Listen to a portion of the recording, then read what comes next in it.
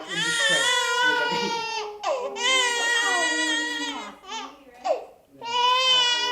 Daddy, come daddy. Hey, come daddy. Oh. I don't know why she don't want me. Oh.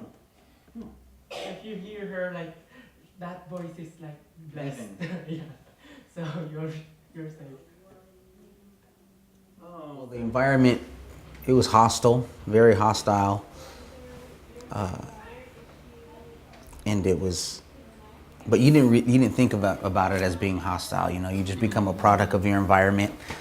Um, many nights we'd be woken up by police vehicles racing by, stuff like that. You know, a lot of shootings, ducking from bullets. You know, I'll be playing in a sandbox, and a cop car would jump through the sandbox and drive full speed through the park while I'm playing in the sandbox. Does it? If that is true, like, does people like run off or something like that, and like kids No, be unaware or? you know, a lot of times it would just became normal life.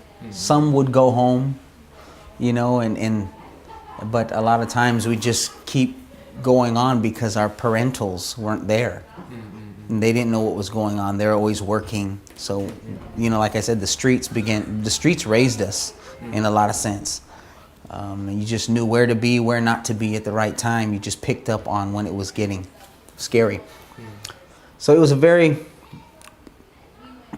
scary environment to be in, but at the time we didn't realize it. You know, you're just growing up in it. But I remember one time I was with my brother. We were in the same bed, and he's about 4 years older than I was, and he's very active gang member. Many times he's been shot at, and he's told me things that he knows. He said God will never forgive him for, and I told him God will forgive you. But I told him one time, I said, you know, you either going to end up dead, and I'm just maybe 11 years old, you know. For an 11-year-old saying this is pretty intense. You're either going to end up dead or in jail. And I'm crying as I'm telling him this. I want you to change, I'm telling him. And then about a week later, he got locked up. He went to jail.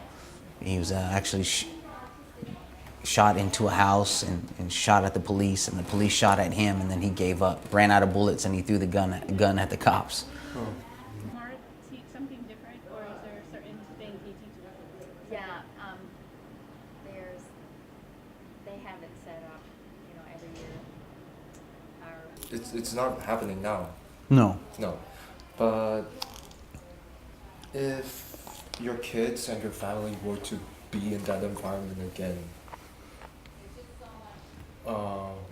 what would you do?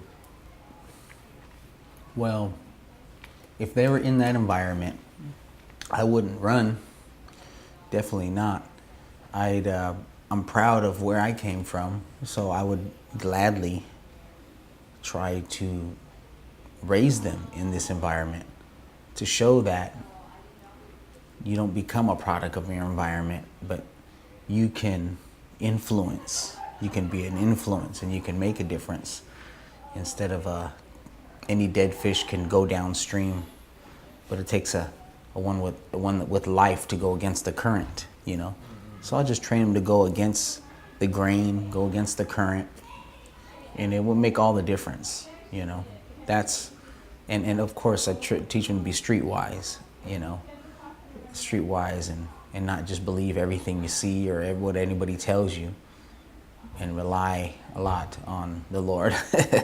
So I'd love to one day go back, but yeah. Chi Alpha, right? Yeah. Yeah. Is it sort of like a motivation from your previous childhood? Yeah. What you experienced? Okay. Like, is it like a motivation? Yeah, it is. Yeah. Chi Alpha is...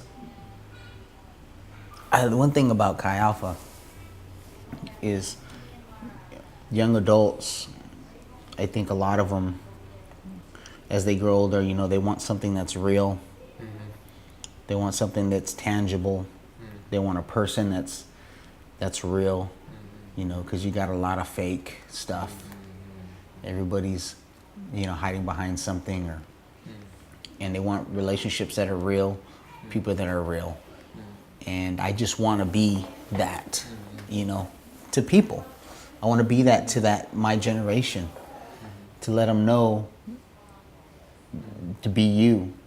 And as imperfect as we are, because I'm imperfect, I have many flaws, but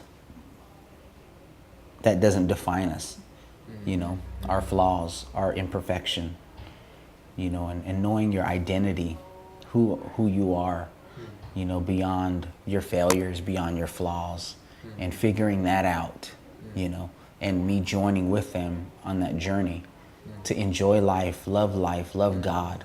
Put him at the center of your life, and watch and be amazed at what he'll do. Yeah.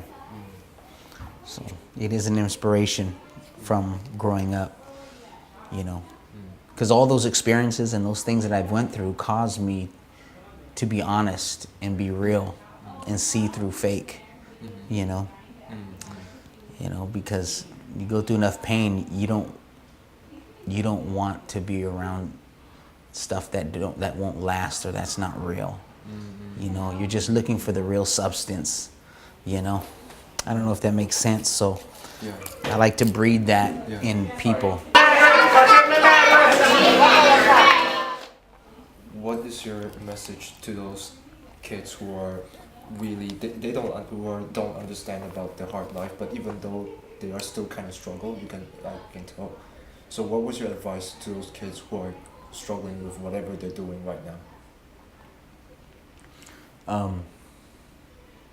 Or to the people that are having the same experience as you are?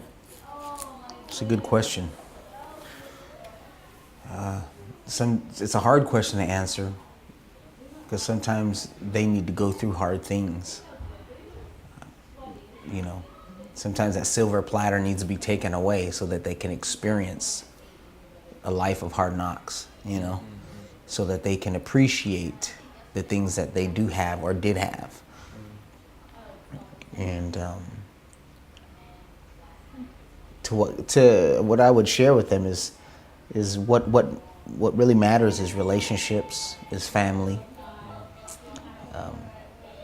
Because anything monetary can be taken away, you know, and invest in the things that will last, you know. Invest in people, love people, and be real, you know. Be real. Be who you are. Don't put on masks. Don't try to be somebody else that you're not. Don't try to be Hollywood. Let who you are in your heart come out before God first, as far as being honest before God. In that way, when you're honest before God, you can become honest with other people about who you are, and you don't have to put up masks and fronts, because everybody's always trying to one up or be like or climb this corporate ladder of success, you know, and it's a fallacy, you know. It doesn't bring happiness or fulfillment, you know. But chase your dream, that thing that's inside of you that doesn't give up, that those desires that are inside of you that are crying out. Everybody has a heart cry.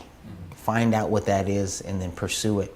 But don't do it alone. Surround yourself with people that are godly and have a good influence and a good perspective and handle on life.